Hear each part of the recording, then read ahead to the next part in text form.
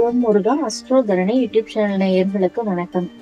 இந்த பதிவுல நம்ம எதை பற்றி பார்க்க போகிறோம் அப்படின்னா, 10ஆம் பாவம் ஜாதகத்துல வலுவிழந்த நிலை, இதை எல்லாத்தையும் வச்சு எப்படி ஒருத்தருக்கு தொழில் ஸ்தானம் அமையுது, அவங்க தொழில் பண்ணலாம் உத்தியோகம் தொழில் இல்லையே, ஜென்ரலா இந்த 10ஆம் பாவகம் அப்படின்றது நம்முடைய அந்த ஜீவனத்தை குறிக்கக்கூடிய ஒரு பாவகம். ஏதாவது ஒரு வேலை செய்யணும், இல்லைன்னா தொழில் பண்ணணும், மொத்தத்துல நமக்கு ஜீவனம் ப்ராஃபிட் அப்படின்ற அந்த மணி வந்தாதான் நம்ம நம்ம வாழ்க்கையை நடத்த முடியும் இல்லையா? சோ அந்த ஜீவனக்காரகம், ஜீவனத்தை குறிக்கக்கூடிய அந்த இடம் 10ஆம் பாவகம். அப்போ இத வச்சு நம்ம எதை பத்தி பார்க்க போகிறோம் அப்படின்னா, ஒரு சில குடும்பங்கள்ல பாத்தீங்க அப்படின்னா, தன்னுடைய அப்பா அம்மா வேலைக்கு போயிட்டு இருப்பாங்க. அடுத்த தலைமுறையில குழந்தைங்க வரும்போது அவங்கள மாதிரியே இவங்களும் வேலைக்கு போகணும்னு நினைக்க மாட்டாங்க. ஆனா அவங்களுக்கு வேலைக்கு போகிறதுக்கு உண்டான தகுதிகள் இருக்கும். நல்ல வேலை செய்யணும்னு நினைச்சா செய்யலாம், ஆனா செய்ய மாட்டோம் அப்படின்ற மாதிரி எல்லாம் கூட சில குடும்பங்கள்ல நம்ம பார்த்திருப்போம். அப்போ இதுக்கு என்ன காரணம்? ஒரு தலைமுறையில பெற்றோர்கள் நல்ல வேலைக்கு போயிருப்பாங்க, இல்ல நல்ல ஒரு தொழில்ல சக்சஸ் பண்ணியிருப்பாங்க. சொந்தமா செய்யற தொழிலாகட்டும், இல்ல வேலையாகட்டும்.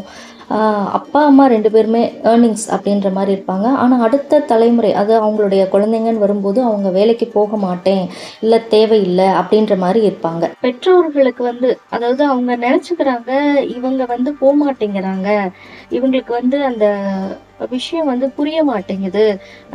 நம்ம சொல்றோம், நீங்க தானடா ஃபியூச்சர்ல கஷ்டப்படுவீங்க, அதுக்காக தானே நம்ம சொல்றோம் அப்படின்னு சொல்லிட்டு பேரண்ட்ஸ் சைட்ல இருந்து பார்த்தா அந்த மாதிரி ஒரு தாட்ஸ் இருக்கு. ஆனா பிள்ளைங்க சைடு பார்க்கும்போது அவங்களுக்கு வேற மாதிரியான கருத்து புரிதல்கள் எல்லாம் இருக்கு. சரி, இது அப்படியே இருக்கட்டும். இது அந்த கான்வர்சேஷனுக்குள்ள நம்ம போக வேண்டாம். ஆனா நம்ம இதுல ஜாதக ரீதியா எதை பத்தி பார்க்கிறோம்னா, அவங்க அந்த யாரெல்லாம் தொழில் அப்படின்ற அந்த காரகத்துவத்துல நல்ல வலிமையா இருக்காங்களோ அவங்களுக்கு அந்த 10ஆம் பாவகம் ரொம்ப சிறப்பா இருக்குன்னு அர்த்தம். அதோடைய தசாபுக்திகள், 10ஆம் பாவத்தோட நிலை, அது 10ஆம் பாவ கிரக அதிபதி, அடுத்து தொழில்காரகன் சூரியன், இந்த கிரகங்கள் எல்லாம் நல்லா இருக்கு. அதனால அவங்களுடைய அந்த தொழில் ஸ்தானம் சிறப்பா அமையறதுனால அவங்களால வேலை செய்ய முடிகிறது. அதுல அந்த சம்பாத்தியம் அவங்களுக்கு வர்றது நல்லா இருக்கு, அந்த அமைப்புகள் சிறப்பா இருக்கு. இப்போ அப்படியே இவங்க கிட்ட வருவோம், யாரும் வேலைக்கு போகலையோ, இப்போ அவங்களால வேலைக்கு போக முடியல, அல்லது வேலைக்கு போக விருப்பம் இல்ல, போனாலும் வேலை கிடைக்க மாட்டேங்குது, இல்ல ஏதோ ஒரு காரணம் சொல்லி மொத்தத்துல அவங்க ஒரு அவாய்ட் பண்ற அந்த சிச்சுவேஷன்ஸ் வருது இல்லையா? அப்ப அவங்களுக்கு அந்த தசாபுக்திகளுடைய அந்த கொடுப்பினை ஃபர்ஸ்ட் இல்ல. ரெண்டாவது, தனக்கு ஏத்த சரியான வேலையை அவங்க தேடிக்கல. தன்னுடைய ஜாதகத்துல எந்த கிரகம் பிளஸ் மைனஸ், எது நல்லா வலுவா இருக்கு, எந்த பாவத்துல இந்த மாதிரி தொடர்புகள் வருது, எதை செஞ்சா நம்ம சக்சஸ் ஆகலாம் அப்படின்ற அந்த தேடலும் புரிதலும் அவங்களுக்கு இல்ல. ஜென்ரலா நினைச்சுக்கிறாங்க எல்லாரும் வேலைக்கு போற மாதிரிதான் நம்மளும் போகணும் அப்படின்னு நினைச்சுக்கிறாங்க. சோ அந்த ஜாப், அதாவது ஒருத்தங்களுக்கு கீழே அடிமையாக வேலை செய்யறதோ, இல்ல இந்த மாதிரி 9 to 8 9 to 6 இந்த ஜாபோ அவங்களுக்கு பிடிக்கிறது இல்ல. அப்ப வேற என்ன செய்யலாம் அப்படின்ற அந்த யோசனை அவர்களுக்கு இல்ல. ஏதாவது ஒண்ணு செய்யணும்ன்ற எண்ணம் இருந்தால் ஃபர்ஸ்ட் போதும். அப்படி செய்யணும்ன்ற எண்ணம் இருக்கும் போது தன்னுடைய ஜாதகத்துக்கு எந்த தொழில் கரெக்டா வரும், சூட் ஆகும், எதையெல்லாம் செய்யலாம், எதையெல்லாம் செய்யக்கூடாது, எதெல்லாம் உங்களுக்கு கிடைக்கலையோ அந்த விஷயத்துல நம்ம முயற்சிக்கவே வேண்டாம் இல்லைங்களா? அதுதாங்க ஜாதகத்தை பார்த்து தெரிந்து கொள்ள வேண்டிய ஒரு ரகசியம். அப்போ ஒருத்தர் மாதிரியே இன்னொருத்தர் கண்டிப்பா இருக்க முடியாது.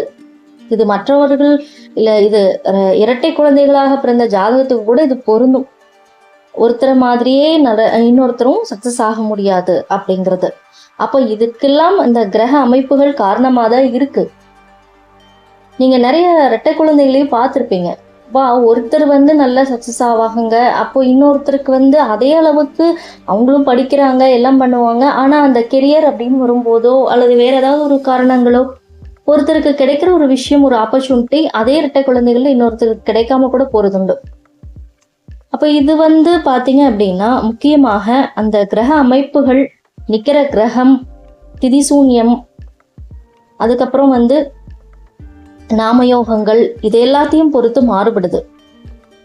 உதாரணத்துக்கு பார்த்தீங்க அப்படின்னா சூலம், வரியான், வைத்திருதி இந்த நாமயோகத்துல பிறந்தவங்களுக்கு பொதுவா வந்து எடுத்துக்கிட்டோம் அப்படின்னா தொழில் வாழ்க்கை அப்படிங்கிறது ரொம்ப கடினமானதாக இருக்கும். ஏன்னா இது வந்து அவங்க தனிப்பட்ட ஜாதகத்துல அந்த கிரகம் எப்படி இருக்கு, தொழில்காரகன் சூரியன் எப்படி இருக்கு, 10ஆம் பாவம் எப்படி இருக்கு, அதை பொறுத்து மாறுபடும். ஆனா பொதுவா பார்க்கும்போது இந்த நாமயோகங்கள்ல பிறந்தவங்களுக்கு நிச்சயமாக இந்த தொழில் வாழ்க்கையில ஒரு பாதிப்பு, எது பண்ணாலும் டக்குன்னு ஷைன் பண்ணி வர முடியாத ஒரு நிலையில அவங்க இருப்பாங்க.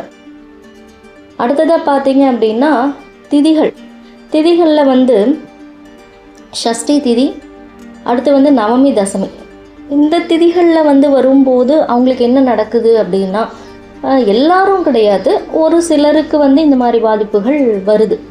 அவங்களால அந்த கெரியர் சக்ஸஸை வந்து நிறைய கஷ்டங்களை தாண்டி அதுக்கப்புறம் அதை தகர்த்து எறிந்து அதுக்கப்புறம் தான் அதை சக்ஸஸ் பண்ணுறதுக்கு அந்த சூழ்நிலைகள் ஒத்து வருது.